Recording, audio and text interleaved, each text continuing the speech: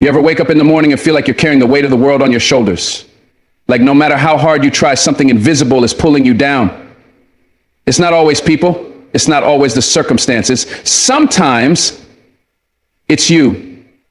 It's the war inside your own mind, the expectations, the guilt, the fear of disappointing others, the constant craving for approval. You keep showing up for people who wouldn't even notice if you disappeared. You keep sacrificing your peace just to keep someone else's chaos in check. But let me tell you something, that is not freedom. That is bondage disguised as loyalty. That is self-neglect painted as love. You want to know when you'll finally feel free? It's not when everyone loves you. It's not when your bank account hits a number. It's not when they finally apologize. No, you'll finally feel free when you stop betraying yourself to make other people comfortable. That's it. That's the shift. The moment you say, I deserve peace too, the chains begin to break. This speech isn't about becoming selfish. It's about becoming whole. And you cannot be whole if you're constantly pouring into everyone but yourself. You know what keeps so many people in chains? It's the need to be seen, the need to be heard, the need to feel worthy, but only through the eyes of someone else. You could be doing something powerful, something meaningful, something divine, but the moment someone disapproves, doubts you, or doesn't clap loud enough, you start questioning your whole path. You shrink, you silence yourself. You start to doubt the voice inside you just because the voices around you sound louder. And here's the truth most people don't want to hear. Not everyone deserves access to your spirit. Not everyone is qualified to see your vision. Some people are too broken to see your beauty, too blind to see your light. And yet we give them the pen and let them write our worth. That's how we end up living lives that aren't even ours. We dance for approval, beg for crumbs of attention, and call it love. That's not love. That's survival. That's a soul trying to breathe in a room filled with smoke. And it's time to open a window. It's time to let the air in. Because validation from the wrong people will suffocate everything that makes you, you. You ever notice how the people you're constantly trying to please never seem to be pleased? No matter what you do, how hard you work, how kind you are, how much of yourself you sacrifice. They always want more. And not because you're not enough, but because they are empty. And empty people don't know how to receive love. They only know how to consume it. So they take and take and take, and you keep giving because you think maybe this time they'll appreciate you. But what happens? They still walk away. They still talk behind your back. They still don't show up when you need them. And you sit there blaming yourself, wondering what you did wrong, when in reality, the only mistake you made was giving your worth to someone who didn't even value themselves. When a person doesn't love themselves, they'll never recognize real love when it walks in. They'll resent it, they'll reject it, and they'll ruin it. You can pour oceans of love into a person, but if their heart is cracked and closed, nothing you give will ever be enough. Not because you're not worthy, but because they aren't ready. The moment you stop chasing approval, you start chasing purpose. The moment you stop needing to be liked, you start living a life that's aligned. Because here's what no one told you. Being misunderstood is not a failure. It's a sign you're doing something right. Not everyone is meant to understand your spirit. Not everyone has the eyes to see your growth. And that's okay. It's not your job to convince them. It's not your job to shrink yourself so they feel comfortable. Stop making yourself small for people who never had the capacity to hold you in the first place. Stop playing a role in their show when you were born to write your own script. Too many of us are trapped in character, trying to be the good one, the reliable one, the strong one, because we think that's the only way to be loved. But true love doesn't require performance. It requires presence. It requires truth. And the truth is, when you stop seeking validation from people who are still lost in their own insecurity, you stop dimming the light. You were sent here to shine.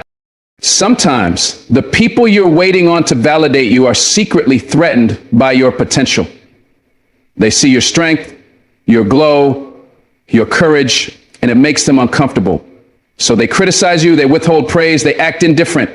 Not because you're not amazing, but because your light reminds them of the work they haven't done.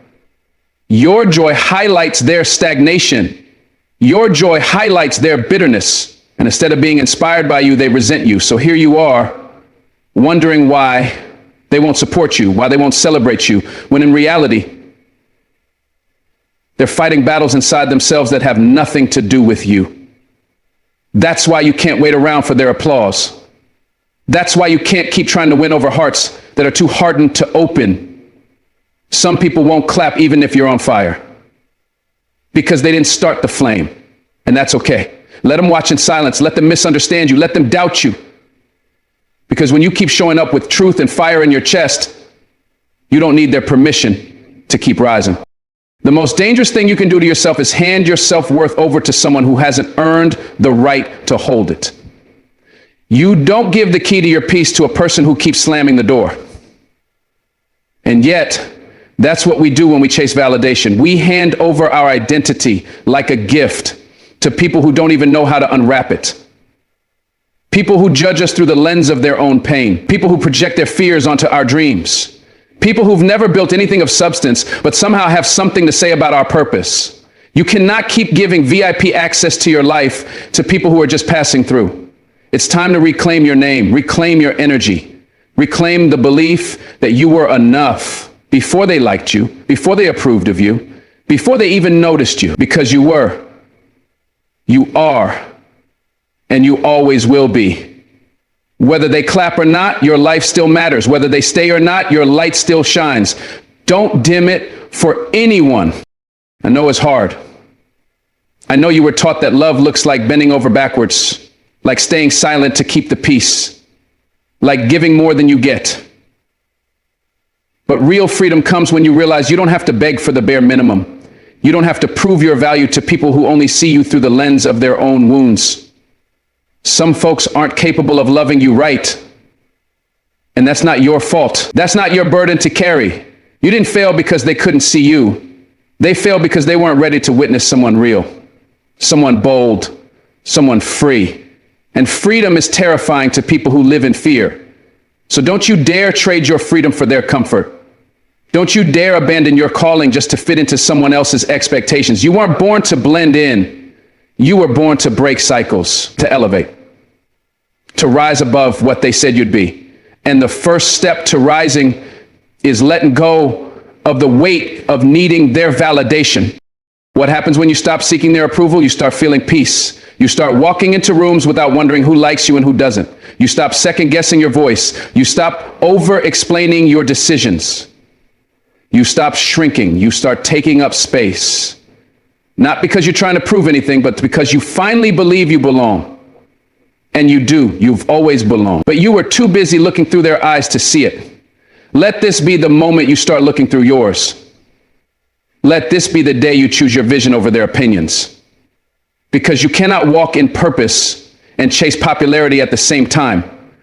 One will always require the sacrifice of the other. Choose the path that feeds your soul, not your image. Choose peace over performance. Choose truth over applause. Because the right people, your people, they don't need convincing. They'll recognize your light, not because you begged for it, but because it speaks the same language as their spirit. You know what's wild? The people you seek validation from are often the ones who wouldn't know what to do with your heart even if you handed it to them. They haven't done the healing. They haven't built the depth. They don't have the tools. But still you give them power. You let them decide if you're enough, if you're worthy, if you're lovable. And when they reject you, you internalize it. You start believing maybe they're right, but they're not. Rejection isn't always a reflection of your value. It's often a reflection of their capacity. Don't confuse the two. Don't let their inability to love you convince you that you're hard to love. You're not. You're just deep. You're just real. You're just a mirror. And when people look into you, they see everything they're not ready to face. That's why they pull away. That's why they make you feel like you're too much. But let me tell you something. You are not too much. You are just not meant to shrink. You were never created to be small. You were created to shift the atmosphere. You don't need a committee to confirm your calling. You don't need the crowd to crown you before you rise. Some of the most powerful breakthroughs in life happen when no one's watching, when no one's clapping, when no one even believes in you but you. That's where the fire is born. That's where faith is tested. That's where resilience is built. And that's also where freedom begins. When you decide that your voice, your vision, your presence is enough, even in the silence, especially in the silence. Stop scrolling through life hoping to find your worth in other people's eyes. You'll never find it there. Your worth is in the mirror. It's in your story. It's in your scars. It's in the strength it took to survive every moment that tried to break you. And that's something no one can take from you. That's something no one has the authority to judge. So take it back. Take back your power. Take back your voice. And when they don't understand you, smile. Because you weren't born to be understood by everyone. You were born to be remembered by the right ones. Just do this. Start saying no without guilt. It sounds simple, doesn't it? But for so many people, it's one of the hardest things they'll ever do. Because saying no feels like rejection. It feels like letting someone down, like you're being selfish or cold. We've been conditioned from childhood to be agreeable, to be polite, to say yes, to avoid conflict and keep the peace. But here's the problem with that. Every time you say yes to something you don't want, you're saying no to yourself. You're betraying your own time, your own energy, your own truth. And that silent betrayal builds up. It drains your spirit. It fills your life with obligations that don't align with your purpose. It teaches people to expect your compliance, not your authenticity. So now you've become the person who's always there, always available, always exhausted. And the worst part, no one thanks you for it. No one sees the toll it takes on your mental and emotional health. They just keep asking for more. And you keep giving, not because you want to, but because you don't know how to stop without feeling guilty. That ends the moment you decide your peace matters more than pleasing people. You don't owe anyone an explanation for your no. You don't have to justify it with a long speech or offer a list of excuses. No is a complete sentence. But we've been trained to soften our boundaries, to cushion our refusals with half yeses and maybe laters. And what happens then? People don't hear no, they hear convince me. They hear hesitation. They push, they test, and eventually they wear you down. That's not respect. That's manipulation. And it only works if you give away your power. When you say no firmly and clearly, without guilt or apology, something powerful happens. You reclaim that power. You draw a line that tells the world, this is my limit, this is my energy, this is my time, and I will not bend it for approval. Saying no doesn't make you rude. It makes you responsible. It means you're managing your life, not letting other people do it for you. And when you start practicing it consistently, people around you shift. They either learn to respect you or they remove themselves. Either way, you're better off. Because boundaries don't push people away. They reveal who was never really for you in the first place. Let's be honest. The guilt isn't about the no itself. It's about the story in your head that says saying no makes you unkind, ungrateful, or unlovable. But that story isn't truth. It's programming. It's the voice of a younger you who learned that love had to be earned through sacrifice. That being good meant being agreeable, that your needs should come last if it meant keeping peace. But you're not that person anymore. You're not a child seeking approval from authority. You're an adult building a life. And your time, your health, your spirit, they matter. So when you say no, you're not being selfish. You're being honest. You're honoring your own capacity. And guess what? You have a right to protect your peace. You have a right to choose rest over running, solitude over social events, alignment over obligation. You have a right to not feel guilty for being unavailable, because availability should never be confused with love. Constant access is not the proof of your goodness. Your worth is not measured by how much you give to others. It's measured by how true you remain to yourself, even when it's uncomfortable. People will test your no. They'll question it. They'll try to make you feel bad about it. Not because your no is wrong, but because your yes was too easy before. You train them to expect access, and now you're changing the rules. So they'll guilt trip you. They'll say you've changed. They'll say you're being distant, cold, or dramatic. That's okay. Let them. That's the price of transformation. Every time you step into a new level of self-respect, you'll shake the foundation of old dynamics. That discomfort isn't a sign you're doing it wrong. It's a sign you're growing. So don't fold when they push back. Stand firm. Let your silence speak louder than their protests. You don't need to argue. You don't need to explain why your time is sacred. The people meant for you will adjust. They'll honor your space, and the ones who can't, let them walk. Your job is not to be constantly available. Your job is to protect the energy that allows you to function, to thrive, to grow. And the more you say no without guilt, the more your life fills with the things that truly matter: clarity, purpose, and peace. Saying no is one of the most spiritual acts you can perform. It's a declaration that your soul has value, that your energy is not for sale, that your days are not a free-for-all buffet for people who don't consider your capacity. We live in a world that glorifies hustle, that praises overcommitment, that romanticizes burnout. But what's the reward for all that self-sacrifice? Approval? Temporary praise? A fleeting moment of feeling needed? It's not worth it. Because while you're busy giving yourself away, your dreams are waiting. Your peace is waiting. Your healing is waiting. And none of that can happen if you're constantly caught up in everyone else's agenda.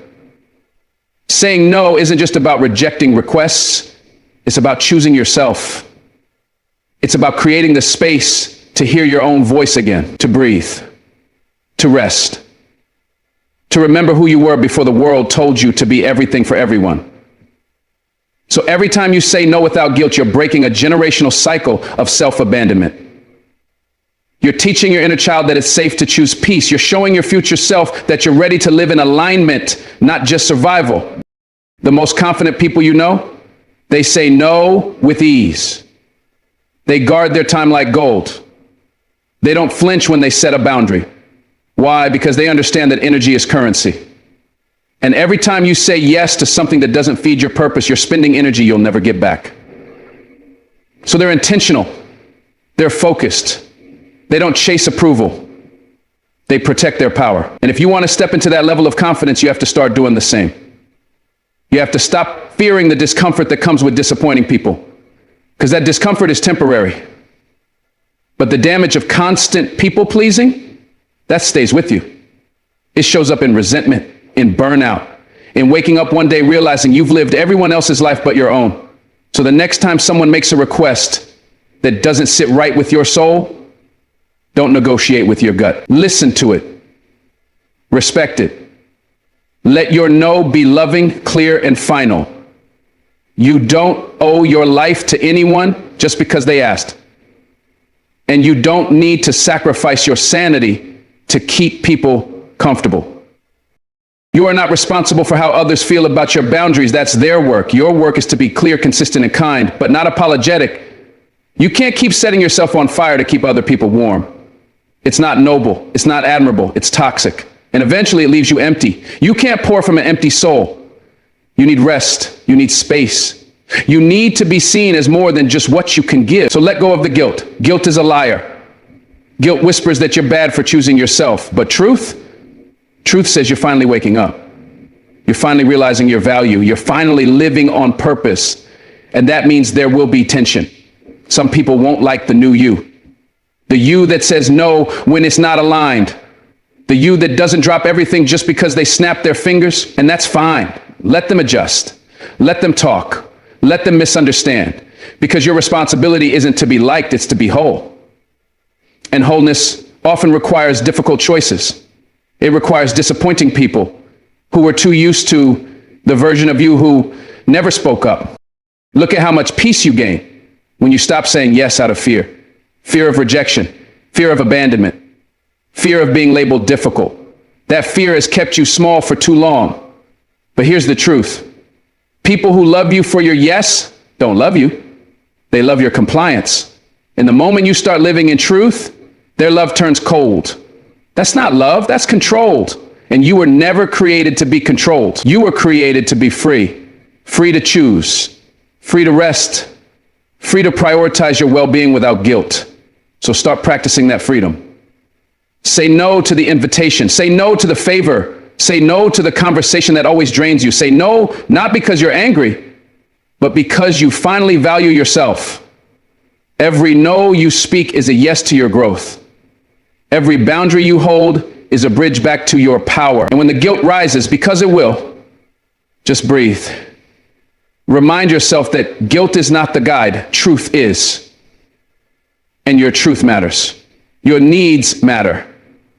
You don't need permission to protect your peace. Just do it and keep doing it.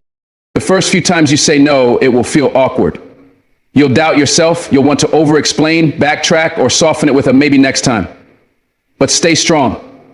Let it be uncomfortable. Growth always is. And eventually that discomfort fades. It's replaced with clarity, confidence, and calm. You stop being a hostage to everyone else's expectations. You stop building your life around other people's plans. You start moving in sync with your own rhythm. And you begin to trust yourself again. That's the gift of a well-placed no. It rewires your brain. It rewrites your story. It teaches you that you are enough, even when you're not pleasing someone. And that kind of self-trust, that's priceless. That's what creates joy. That's what creates purpose. So if you're tired, if you're overwhelmed, if you feel like you've lost yourself in the chaos of everyone else's needs, it's time to take a step back. And it starts with one word, one choice, one moment of boldness. Just say it. Say no. Not with anger, not with shame, but with love. Love for your life. Love for your time. Love for the peace you're finally ready to protect. Let go of trying to fix broken people who don't want to heal. That mission will drain you, frustrate you, and eventually break you too. You can pour all your love, energy, patience, and wisdom into someone, but if they're not ready to grow, nothing you do will make a difference. Healing is a personal choice. It can't be forced, begged, or manipulated into happening. You can't want it more than they do. You can show them the mirror, but if they refuse to look, you can't make them see. So many people fall into the trap of becoming a savior, thinking love can transform someone who doesn't even want to change. But love is not enough when accountability is absent. And the longer you stay hoping they'll rise, the more you sink. You lose pieces of yourself trying to glue someone else together. You silence your needs to avoid triggering theirs. You walk on eggshells while calling it compassion, but that's not love, that's self-abandonment. You were not created to be someone's rehab center. You were not placed on this earth to be their crutch. You're not supposed to carry someone who keeps choosing to crawl. It's okay to love them and still walk away. Trying to fix someone who's not trying to fix themselves is like watering a dead plant and expecting it to bloom. It doesn't matter how much attention or care you give. If there's no life, there's no growth. And the hard part is sometimes they act like they want help. They talk about their problems. They cry in your arms. They say they want better. But nothing changes. They go back to the same cycles, the same behaviors, the same excuse, and you keep giving them another chance, thinking maybe this time is different. But it's not. Because pain alone doesn't create change, intention does. And if that intention isn't there, you're just enabling a cycle. You start to confuse their comfort with progress. You confuse your exhaustion with sacrifice. But real love doesn't destroy you. Real love doesn't feel like a burden. Real love is mutual effort. It's both people taking responsibility for their healing. You shouldn't have to do all the emotional lifting while they watch. That's not partnership. That's codependency. And the longer you carry them, the longer they stay stuck. You become their excuse not to grow. Their safety net, their escape from facing themselves. It's not your job to rescue people from their own self-destruction. That's a truth most people don't want to accept. Because we've been conditioned to believe that love means holding on no matter what, that walking away is cold or cruel, but sometimes letting go is the kindest thing you can do for them and for yourself. When someone refuses to heal, they'll drag you into their chaos. They'll make you question your worth. They'll project their pain onto you and then blame you for the fallout. And slowly you'll start to feel responsible for things that were never yours to carry. Their mood becomes your burden. Their choices become your stress. You lose sleep over problems they won't even acknowledge. And yet you stay, hoping that love will awaken them. But it won't. Love is not a replacement for inner work. You can support someone through healing, but you cannot drag them. That journey is theirs to walk, and if they refuse to take the first step, you have to stop standing still waiting. Your life deserves forward motion. Your peace deserves protection. You can't grow while staying planted in someone else's avoidance. You may think you're being loyal by staying, but what you're really doing is betraying yourself. Loyalty is noble when it's mutual. But when it's one-sided, it becomes a prison. You keep giving your all to someone who barely shows up for themselves, and over time, your spirit starts to dim. You become a shell of who you used to be. Always tired, always worried, always trying to make it work. But healing is not teamwork when one person refuses to participate. You can't force someone to see their value. You can't convince them they're worth healing if they're committed to their brokenness. Some people use pain as a shield. They wear it like armor to avoid accountability. And they'll keep attracting people like you, healers, fixers, empaths, because it gives them temporary relief, but they don't want permanent change. They want someone to soothe the symptoms while avoiding the cure. And that's not fair to you.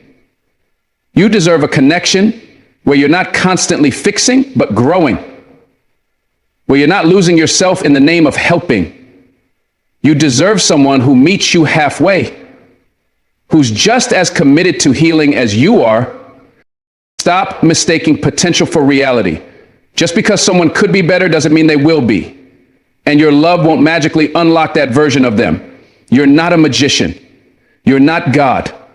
You can't control someone's path no matter how badly you want to. It hurts, yes, because you see the good in them. You see the light hiding beneath the wounds. But until they see it for themselves, nothing changes. You'll be stuck in a loop of almosts and maybes. They'll keep promising change and delivering excuses. And you'll keep hoping, waiting, sacrificing. That's not love, that's torment. You deserve peace. You deserve progress. And you can't have either if you're clinging to someone's potential instead of accepting their reality. Let them go, not because you don't care, but because you do. Because you care about your life, your growth, your sanity. Sometimes love looks like walking away so they can finally confront the emptiness without your constant rescue. Sometimes letting go is the wake-up call they need. Or maybe it isn't. Either way, your healing can't be postponed any longer while you wait for theirs.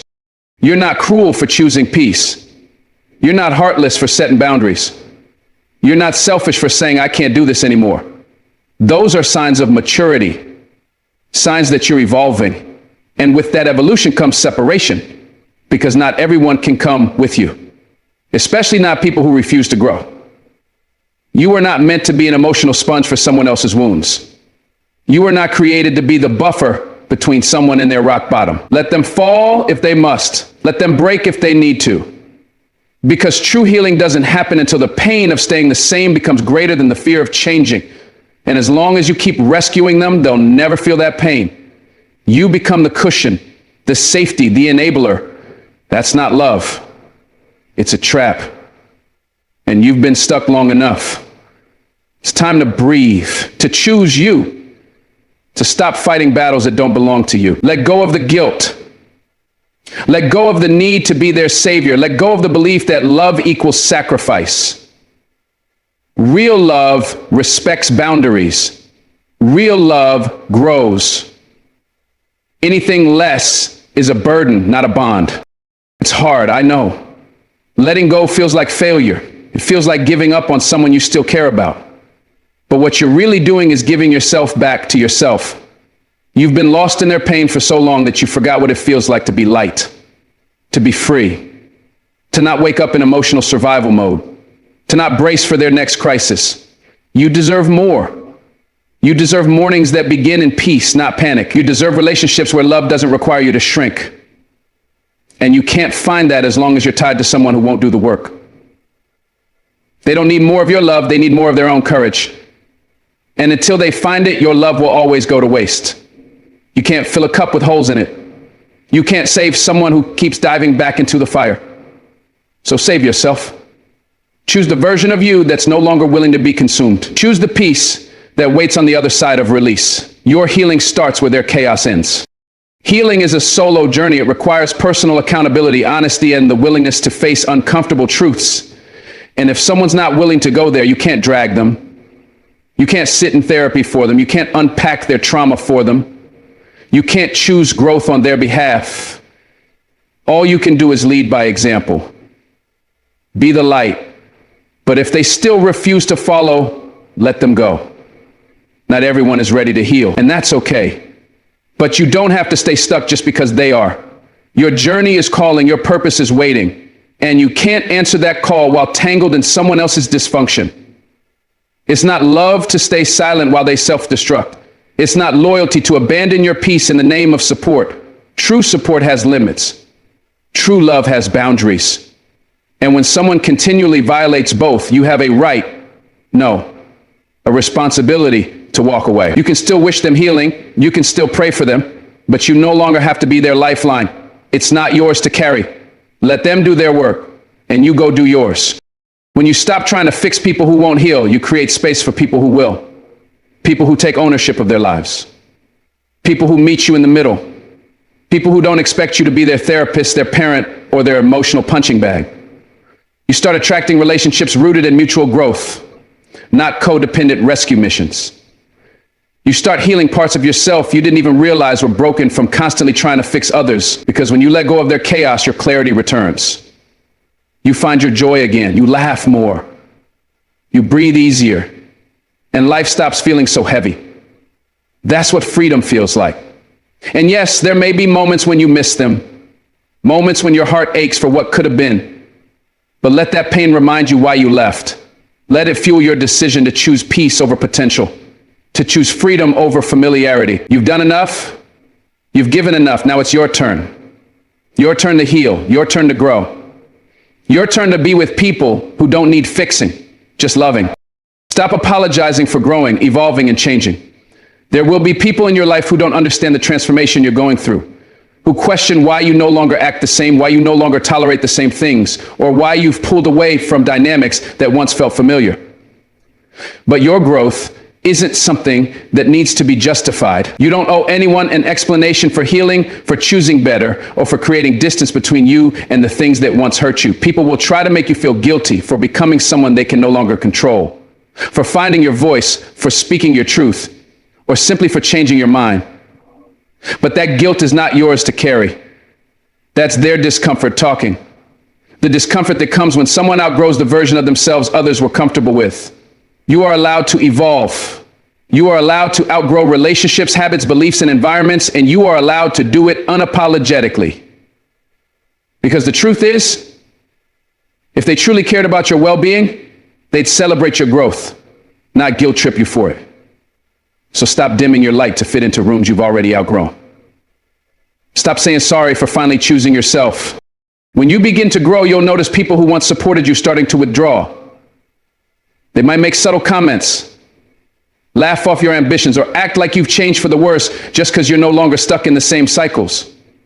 But what they're really saying is, you've outgrown the version of yourself I felt most comfortable with. And that's not your fault. Growth requires discomfort. It requires letting go of outdated identities. And sometimes it requires walking away from people who are only connected to the old you. You can't keep apologizing every time your evolution makes someone else uncomfortable. That's like apologizing for breathing differently now that you've learned how to survive. There is nothing wrong with changing. There is nothing wrong with demanding more from life, expecting more from people, and wanting more for yourself. Your growth doesn't require validation. Your healing doesn't need a permission slip. So if you've become too ambitious, too confident, too self-aware, or too boundary-oriented for some people, let them go. Your journey is not a consensus. It's a calling. And you're not here to shrink so others can stay the same. There comes a point where you realize that staying the same just to keep others comfortable is the real betrayal. Not just to yourself, but to your future. Because every time you apologize for your growth, you teach yourself that evolving is wrong. That becoming stronger, wiser, more self-assured is something to hide. But growth is never shameful. It's not something to be whispered about or downplayed. Growth is powerful. It means you're no longer stuck in survival mode. It means you've looked at your past and made the brave decision to change your future. But people who refuse to grow will always see your progress as a threat. Your healing becomes a mirror to their pain. Your confidence exposes their insecurity. And they may try to tear you down just to feel tall again. But their reaction is not your responsibility. Let them talk. Let them criticize. Let them say you've changed. Because you have. You've stopped settling. You've stopped living to please others. And you've started choosing a life that actually feels good to you. So no, you don't owe anyone an apology for that. Keep growing, keep evolving, keep choosing yourself. even if it makes others uncomfortable. Don't let nostalgia trap you in places you've already outgrown. Just because you once found comfort in a person, place, or version of yourself doesn't mean you owe it forever. Growth means you can look back with love, but move forward with intention. You can honor where you came from without staying stuck there. And sometimes the people from your past won't understand this. They'll ask why you're different now, why you don't respond the way you used to, why you've become more distant, more focused, or more protective of your time. But what they're really asking is, why won't you keep being who I needed you to be when I wasn't ready to grow? And the answer is simple, because that version of you no longer exists. You're not here to maintain the comfort of others at the cost of your own expansion. You've learned to love yourself deeper, to dream bigger, to say no when something doesn't feel right. And that's not selfish. That's survival. So stop apologizing for putting yourself first. Stop apologizing for no longer tolerating mistreatment, for having boundaries, or for wanting more than just existing. You've come too far to turn back now. There will be days when growth feels lonely, when the silence of separation echoes louder than the praise of progress, when you miss the familiar faces that were tied to your former self. But don't confuse loneliness with wrongness. Just because your path feels quieter now doesn't mean you're going the wrong way. Growth often requires solitude. It calls for reflection, and it demands clarity, something that can't happen when you're surrounded by a noise that tells you to stay small. And yes, you might lose some people along the way, people who liked the version of you that didn't speak up, that didn't challenge their behavior, that made space for everyone else but yourself. But losing people is not the worst thing. Losing yourself trying to keep them, that's what you can't afford. You didn't come this far just to shrink again. You didn't endure all that pain, all those lessons, all those sleepless nights just to stay stuck in someone else's version of you. So when that guilt tries to creep in, when someone tries to guilt you for changing, remind yourself of everything you've overcome. You earned this growth. You earned this peace. Don't apologize for claiming it. Sometimes people will say you're too much now that you've grown, too bold, too vocal, too direct, too confident. But what they're really saying is, I'm not used to you having boundaries. People grow accustomed to the version of you that needed validation, that kept the peace at the cost of your own discomfort, that went along to get along. But the moment you stop apologizing for your truth, the moment you speak up instead of shrinking down, it disrupts the dynamics they benefited from. And that's okay. You weren't made to live in a box built by other people's comfort zones. You weren't born to be palatable, agreeable, or easy to manage. You were born to be real. And realness means changing. It means saying, I'm not okay with this anymore. It means leaving the table when respect is no longer being served. So let them say you've changed. Let them call you difficult. Let them misunderstand you. That's none of your business. Your only job is to stay true to the person you're becoming. The one who's finally unlearning how to shrink, how to stay silent, how to make yourself small. There's power in that, and it needs no apology. You have to remind yourself that growth isn't betrayal, it's alignment. You're not turning your back on people by choosing to heal. You're not abandoning anyone by choosing peace over chaos. And you're certainly not being ungrateful for wanting more than what kept you broken. The world will try to guilt you into staying small. Family might say you've become distant. Friends might say you've changed. But remember, people who love you will grow with you, not against you. Those who truly want what's best for you won't shame your transformation, they'll support it. But you have to be willing to lose the approval of those who benefit from your stagnation. You have to be willing to let go of comfort for the sake of growth. You don't need to apologize for evolving. You don't need to explain why you no longer engage in the same behaviors or participate in the same dynamic. Your life is yours. And every step forward is a reflection of the courage it took to break free from the old patterns that no longer serve you. Don't dim your light to keep others from facing their own darkness. Let your growth shine, loud and unapologetic. You don't need anyone's permission to change. You don't need a round of applause or a unanimous agreement before you decide to become a better version of yourself. Change is messy, it's uncomfortable. It sometimes feels like grief, because you're not just evolving, you're saying goodbye to parts of yourself that once felt safe. And yet you must move forward. You must honor that tug in your soul that whispers, there's more for you than this, even if others don't understand, even if they think you're being dramatic, too ambitious, or too sensitive. Let them think what they want. Their inability to evolve isn't your responsibility. You're not here to drag people into their healing. You're not here to wait around for others to catch up. You're here to grow, to expand, to transform. And no, it doesn't require an apology. If someone truly values you, they'll evolve with you. If they don't, they'll fall away. And that's okay. Not everyone is meant to stay. Some people are just lessons, stepping stones, mirrors. And when their time is up, you have every right to keep growing, even if they choose not to. You're allowed to want more. You're allowed to dream bigger. You're allowed to walk away from anything that no longer aligns with who you're becoming. That's not arrogance. That's evolution. You're no longer the version of yourself who stayed quiet to keep the peace, who tolerated disrespect to avoid confrontation, who abandoned yourself just to be accepted. You've learned too much, healed too deeply to go back to who you were. And it's okay if that makes others uncomfortable. Your evolution is not an attack. It's not a rejection. It's simply a reflection of your own inner work. And if others can't handle that, it's not your burden to carry. Let them talk. Let them misunderstand. Let them stay stuck. Your future is calling, and it won't wait around for your apologies. It's time to stop saying sorry for no longer fitting into places that hurt. It's time to stop explaining why you've outgrown what once felt like home. Growth is your birthright, change is your power, and you're finally stepping into both. Boldly, fearlessly, without regret, without guilt.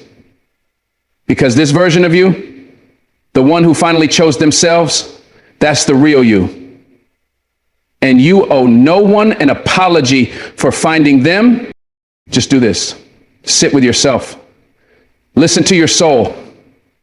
In a world that constantly demands your attention, that pulls you in 1,000 directions, that fills every silent moment with noise, sitting in stillness with yourself can feel uncomfortable at first. You've been trained to escape it. The moment silence creeps in, you reach for your phone, turn on the TV, call someone, do anything but be alone with your thoughts. But that stillness, that quiet is not your enemy. It is your truth. Within it lies every answer you've been searching for outside. You don't need more advice, more validation, or more distractions. You need presence. You need connection, not with the world, but with your soul, because your soul has been whispering to you for a long time. It's the ache you feel when something isn't right. It's the ache you feel when something isn't right. It's the pull you sense when you're headed in the wrong direction. It's the peace that floods you when you finally honor your intuition. But you can't hear it until you get still. Until you sit down, breathe deeply, and ask yourself, what do I need right now? Not what the world wants, not what others expect, but what your soul truly longs for. It won't always be easy. Sitting with yourself means facing things you've buried, emotions you've avoided, wounds you've tried to patch over with busyness and distractions. But healing doesn't happen through avoidance. It happens through acknowledgement. It happens in the quiet moments when you finally allow yourself to feel what you've been suppressing. You may cry. You may feel restless. You may want to get up and run away, but don't. Stay. Stay with yourself long enough to see that you are not broken. You are not too much. You are not behind. You're simply human, navigating a world that rarely encourages stillness, rarely encourages self-connection. But the moment you make space for it, everything begins to shift. You start recognizing patterns. You start hearing your inner voice more clearly. You start letting go of things that never belonged to you. And in that stillness, you discover your power. Not the kind of power that screams or forces, but the kind that's grounded, steady, unshakable. That's the kind of power that only comes when you sit with yourself, when you listen without judgment, when you finally let your soul speak louder than the noise of the world. When you give yourself the gift of solitude, you begin to understand the difference between loneliness and being alone. Loneliness is a longing for connection that feels missing. Being alone, when embraced intentionally, is an act of deep self-love. And it's not about isolation. It's about recalibration. It's about resetting the nervous system, reconnecting to your heart, realigning with your values. And the more you do it, the more you crave it. Not because you don't love others, but because you begin to see how much wisdom, peace, and direction you hold within yourself. You no longer chase people who don't see your worth. You no longer stay in environments that drain your energy. You become more discerning, more protective, more intentional with your time and presence. Sitting with yourself allows you to clarify your desires, your needs, and your boundaries. It brings you back home to a place that's not shaken by other people's opinions, not shaped by external success, not defined by temporary circumstances. You remember that your soul already knows the way. You just need to slow down long enough to hear it. And when you do, you'll wonder why you ever looked for answers anywhere else. Your soul isn't loud. It doesn't shout over the chaos. It whispers. And you'll miss it if you're always rushing, always filling your space with distractions, always listening to everyone but yourself. You might be asking, what should I do with my life? Or why do I feel so empty even when everything looks good on the outside? But those answers aren't out there, they're within. You've simply forgotten how to listen. You've forgotten that clarity doesn't come from overthinking or endless advice. It comes from inner alignment, from stillness, from being radically honest with yourself. When was the last time you sat down without a goal, without an agenda, without needing to produce or perform? When was the last time you asked yourself what you feel, not what you're supposed to feel? These moments of truth require courage, because sometimes your soul tells you things you're not ready to hear, like the relationship that's not right, the job that's draining your spirit, the path that's leading you further from your purpose. But truth doesn't exist to hurt you, it exists to free you. And the sooner you listen, the sooner you heal. There's a reason you feel anxious when things get quiet, because in that silence, your soul finally has room to speak. And the truth is that voice has been drowned out for years by noise, by fear, by the pressure to keep up. But when you sit with yourself long enough, you begin to peel away all the layers you've built to survive, the masks, the roles, the identities shaped by others. And underneath all of that, you find your essence, your true self, the part of you that has always known who you are, what you want, what you deserve. It's not about becoming someone new. It's about returning to who you've always been. That's what soul listening does. It reconnects you to your authenticity. It reveals the truth you've buried under years of expectations. And once you hear it, you can't unhear it. You start making different choices. You stop settling. You start honoring your energy. And you no longer tolerate anything that forces you to betray yourself. This kind of alignment isn't loud or flashy. It's quiet. It's subtle. But it changes everything. Because once you learn to listen to your soul, you stop needing the world's approval. Sitting with yourself allows you to build emotional resilience. Because instead of reacting to life from a place of chaos or confusion, you start responding from a place of wisdom. You're no longer tossed around by every external storm. You develop a sense of inner calm that can't be shaken. You learn to ride out uncomfortable emotions without suppressing them. You learn to be with your sadness without drowning in it. You learn to sit with uncertainty without forcing a quick answer. That's emotional maturity. And it comes from practice. It comes from giving yourself space to feel instead of fix, to understand instead of judge, to accept instead of resist. And every time you choose to sit with your discomfort, to breathe through your fears, to listen to your intuition, you strengthen your connection with your soul. You become your own anchor, your own healer, your own safe place. That doesn't mean life won't hurt, but it means you'll stop abandoning yourself in the face of pain. You'll stop running. You'll face it with open hands and a steady heart. And over time, you'll realize your soul was never fragile. It's the strongest part of you. There's something sacred about simply being with yourself. No pressure to perform. No need to impress, no one to please, just you, breathing, feeling, existing. In that space, healing begins. Not because you're doing anything, but because you finally stopped doing everything. You've stepped out of the noise long enough to remember that you are already enough. You're not behind, you're not broken, you're not failing, you're evolving. And evolution takes time, it takes space, it takes silence. This is the space where you begin to forgive yourself for what you didn't know, for the times you settled, for the ways you abandoned yourself to feel loved. You begin to see yourself with softer eyes. You start nurturing the parts of you that never got to feel safe. And little by little, you return to wholeness. Not because you changed who you are, but because you finally saw yourself clearly. That kind of clarity only comes from sitting with yourself, from being present in your own body, in your own mind, in your own soul. It's not about fixing, it's about listening. And when you listen, you find peace that no achievement or relationship can give you. Many people go their whole lives avoiding themselves. They chase goals, relationships, and validation, trying to fill a void that only self-connection can heal. But no matter how far you run, you always end up facing yourself. That's why the work begins within. That's why sitting with yourself matters. Because when you finally get quiet, you realize what truly matters to you. You realize how much energy you've wasted trying to be someone you're not, how much you've compromised your peace for the sake of fitting in. But all of that changes when you start listening inward. You start asking better questions. You stop blaming the world for your unhappiness and start taking ownership of your energy. That's where empowerment begins, not from control, but from clarity, from alignment, from inner trust. And every time you choose to return to yourself, to sit in silence, to breathe through the noise, you strengthen that trust. You remind yourself that no matter what happens around you, you have a place within you that is steady, wise, and whole. That is your power. And it's always been there. You just had to slow down enough to find it. The truth is, your soul is your compass. It will guide you if you let it. But most people are too busy following maps drawn by others. They ignore their intuition because it doesn't make logical sense. They betray their gut feelings because it might disappoint someone. But your soul knows what your mind hasn't figured out yet. It knows when something isn't right.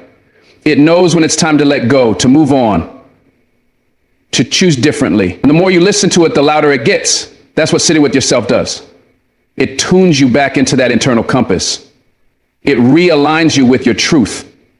It helps you make decisions, not from fear, but from faith. Faith in yourself, faith in your path, faith in the quiet voice that keeps whispering, this is not the end. Keep going. When you trust that voice, you stop needing to force things. You let life unfold with more grace. You navigate change with more peace. And even in the uncertainty, you feel grounded because you're anchored in your soul, not in outcomes. That's a freedom you can't find anywhere else. So just do this. Sit with yourself. Not once, not occasionally, but often. Make it a habit. Make it sacred. Whether it's 5 minutes or 50, give yourself that time. That silence. That space to just be, not to fix, not to plan, not to strive, but to breathe, to listen, to feel, to remember who you are underneath all the noise. That version of you is not lost. It's waiting patiently for you to return. And when you do, when you sit, listen, and reconnect, you'll realize that everything you've been searching for outside has been within you all along. Your peace, your clarity, your healing, your direction. It all starts when you come home to yourself, when you stop running, when you stop apologizing for needing rest, reflection, and realignment. When you finally say, I am ready to hear what my soul has been trying to tell me. That's the beginning of everything. That's where true transformation starts. And it doesn't require noise, achievement, or anyone's approval. Just stillness. Just presence. Just you. Detach from the outcome, commit to the process. It sounds simple, but it's one of the hardest things to do in a world obsessed with results. From a young age, we're taught that our value is tied to our achievements. The grades we get, the trophies we win, the promotions we earn. Everything revolves around outcomes. But the truth is, outcomes are often outside our control. You can do everything right and still not get the reward you expected. You can train for months and lose the race. You can pour your heart into a project and not get recognized. That's life. And if your sense of worth, purpose, and peace is tied to that outcome, you'll constantly live in anxiety, disappointment, and frustration. That's why you need to shift your mindset. Let go of the need to control how everything turns out. Let go of the desperate clinging to results. Instead, turn your focus to the process, the daily actions, the effort, the mindset, the discipline, the attitude. That's where your power is. You can't guarantee what will happen, but you can show up fully. You can control how you show up today. And that is enough to create real, lasting change. When you detach from the outcome, you begin to experience a different kind of peace. It's not the peace that comes from achieving something, it's the peace of knowing you did your part. It's the inner calm that comes from being aligned with your values. When you stop obsessing over whether or not you'll succeed, you become more present. You stop worrying about what people will say or how you'll be judged. You stop overanalyzing and overthinking. You start flowing with life instead of fighting against it. Think about the artist who paints not to sell, but to express. Think about the athlete who trains for the love of the sport, not for the applause. Think about the entrepreneur who builds something out of passion, not just profit. These people find joy in the process itself, and ironically, they're often the ones who do achieve great results, not because they chase them, but because they're deeply immersed in the work. When you fall in love with the process, everything changes. You become resilient. You keep going when others quit. You build character. And even when the results don't come right away, you stay grounded because your peace doesn't depend on the outcome. There's a reason why detaching from the outcome feels so unnatural, because the ego craves validation. The ego wants results. It wants recognition, awards, and applause. It wants proof that we're enough. But when we constantly chase results to validate our worth, we become prisoners of performance. We become addicted to winning, to approval, to external affirmation. And the danger is that the moment things don't go as planned, the ego collapses. We question ourselves, doubt our path, and start thinking we've failed, even if we gave our best. Detaching from the outcome means silencing that ego.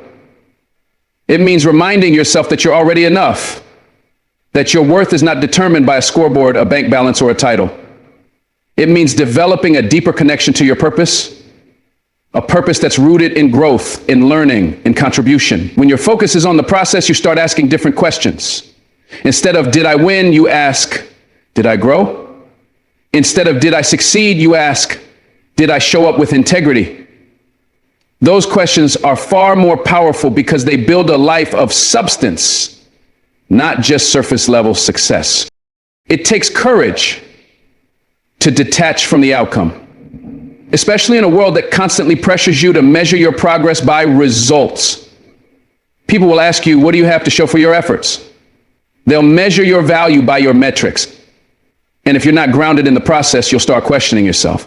But true growth doesn't always produce immediate results. In fact, the most meaningful transformations often happen in silence, in private, without any recognition. It's in those lonely hours of practice, the days when no one is watching, the seasons where you're not winning, that you're actually building strength. Committing to the process means learning to value those invisible wins. It means celebrating the discipline to show up, even when there's no guarantee of success. It means trusting that the seeds you plant today will eventually grow, even if you can't see them yet. And it means understanding that the outcome is just a moment in time, but the process is your life. Your character is built in the process. Your habits, your resilience, your inner strength, they're all forged in the process. That's where the real reward is. When you fixate on the outcome, you create unnecessary pressure that kills your creativity and drains your energy. Think about it. How many times have you started something with passion, only to become discouraged because you weren't getting the results fast enough? You lose motivation not because you hate the work, but because the outcome isn't meeting your expectations. That's the trap of outcome-driven living. It robs you of the joy of creation. It makes everything feel like a test instead of a journey. But when you shift your mindset to embrace the process, everything changes. You begin to find joy in the repetition. You see meaning in the struggle. You find power in the daily grind. There's something beautiful about showing up day after day simply because you're committed. Not because someone's watching, not because you're guaranteed a reward, but because it matters to you. That kind of commitment creates momentum. It builds confidence. It fuels you from the inside out. And eventually those small, consistent efforts start to compound. The results may come slowly, but they come with integrity, not out of desperation, but from genuine, grounded action. When you're committed to the process, you learn patience. You stop rushing. You stop forcing. You begin to understand that growth has its own timeline. You realize that just because you haven't seen results yet doesn't mean nothing is happening. Sometimes the most powerful breakthroughs are happening beneath the surface. It's like planting a seed. You don't dig it up every day to check if it's growing. You water it, you nurture it, you trust the process. That's how life works too. You can't always see the progress, but if you keep showing up, it's happening. Detachment from the outcome is what allows you to stay grounded during the waiting. It keeps you from giving up too soon. It gives you the endurance to stay the course, even when the finish line isn't visible. And the more you practice this, the stronger you become. You stop living for the destination and start honoring the journey. And the irony is, when you no longer need the outcome to feel fulfilled, you're more likely to achieve it. Because you're not desperate, you're devoted. That subtle shift changes everything. There's freedom in detachment. Not the kind of detachment that means you don't care, but the kind that means your identity isn't wrapped up in the results. You care deeply. You give everything you have, but your peace doesn't rise and fall with the outcome. That's emotional freedom. It means you can pursue your goals without being crushed by them. You can take risks without being paralyzed by fear. You can try, fail, learn, and grow, and still be whole. That's the kind of strength most people never develop because they never learn to let go of control.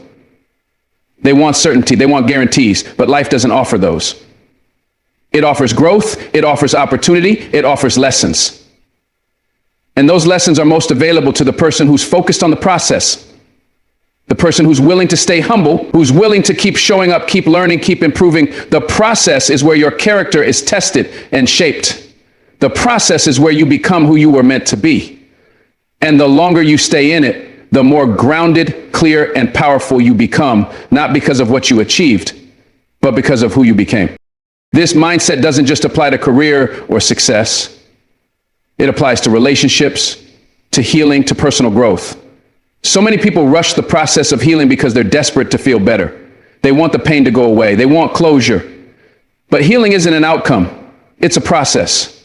It's messy. It's unpredictable. It doesn't follow a timeline.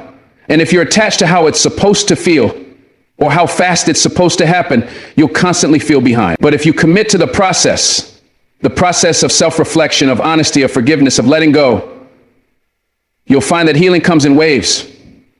Some days you'll feel strong, other days you'll fall apart. That's part of it. The process is what transforms you. The process is what softens you, strengthens you, wakes you up. And when you surrender to it, without trying to control the outcome, you find a deeper kind of peace. You stop asking, when will I be healed? And start asking, how can I love myself through this? That shift is everything. It brings you back to yourself. And that's the greatest healing of all. Even in your spiritual journey, detachment from the outcome is key. People often approach spirituality with a results mindset, hoping for peace, enlightenment, or answers. But the deepest spiritual growth doesn't come from trying to get something. It comes from surrender, from devotion, from simply showing up to the practice, whether it's prayer, meditation, service, or silence, without needing a reward. You do it because it centers you, because it connects you, because it humbles you. And when you stop chasing spiritual highs, you start experiencing real transformation. You become more grounded, more compassionate, more awake. That's what happens when you detach from the spiritual outcome and commit to the spiritual process. The irony is the very peace you were chasing shows up not because you demanded it, but because you made space for it. You learn to trust that you're exactly where you need to be. You stop comparing your path to others. You stop needing signs and start becoming the sign. That's the power of process over outcome. It's the quiet, steady, faithful commitment to something greater than yourself, without needing it to prove anything to anyone. At the end of the day, detaching from the outcome is not about giving up on your dreams. It's about changing the way you pursue them. It's about anchoring your sense of worth, peace, and purpose in the effort, not the result. It's about building a life where the process itself is meaningful, where the work you do, the growth you pursue, and the way you show up is its own reward. And when you live like that, you're free from anxiety, free from pressure, free from the constant need to prove yourself. You become someone who's deeply rooted, who doesn't chase validation, who doesn't crumble when things go wrong. You become someone who trusts life, who moves with purpose, who stays steady in storms. And over time, that kind of energy attracts real success, not just temporary wins, but lasting, soul-alive success. That's what happens when you let go of the outcome and commit to the process. You stop performing and you start living. You stop chasing and you start becoming. And in that becoming, you realize the process was always the prize. As we reflect on everything discussed, it becomes clear that true growth, peace, and fulfillment are not found in the outcomes we chase, but in the process we commit to. Life is unpredictable. Results come and go. Some days reward you, others humble you. But through it all, what truly matters is who you become in the journey. When you release your need to control how things turn out, you make space for something greater: presence, discipline, resilience, and purpose. You stop defining yourself by wins and losses and begin measuring your life by effort, integrity, and courage. The pressure to succeed, to be recognized, to prove your worth can often pull you away from your deeper purpose. That's why detaching from the outcome isn't about not caring. It's about caring so deeply that you're willing to show up fully, regardless of the reward. It's about choosing consistency over comparison, inner strength over external approval, and long-term transformation over short-term validation. The process is where your strength is forged. It's where your mindset is shaped. It's where you discover what you're really made of. The late nights, the quiet moments, the times no one sees you trying, those are the sacred spaces where the real work is done. Committing to the process means showing up for yourself every single day, even when there are no guarantees. It means trusting that the universe, God, or life itself is working in your favor, even when you can't yet see the fruits of your labor. It means giving your best without being attached to what you'll receive in return. And when you live that way, with dedication, purpose, and faith, you gain a kind of freedom that can't be shaken by failure or disappointment. You grow from within. You rise without needing applause. You thrive, not because of a perfect outcome, but because you stay true to your path. So wherever you are right now, whether you're building something new, healing from something painful, or simply trying to find your way, remember, the process is not the obstacle, it is the way. Embrace it, trust it, honor it, because what you're becoming is far more valuable than what you're trying to achieve. Keep going. Keep showing up. Not because you're guaranteed success, but because your soul deserves the effort. The process is sacred, and you are stronger than you know.